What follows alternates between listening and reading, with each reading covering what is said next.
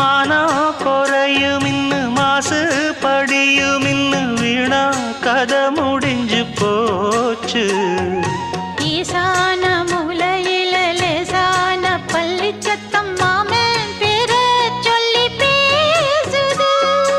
ஆறாத சோகந்தன்ன தீராம சேர்த்து வச்சு ஊரும் சேர்ந்து என்ன ஏசுது.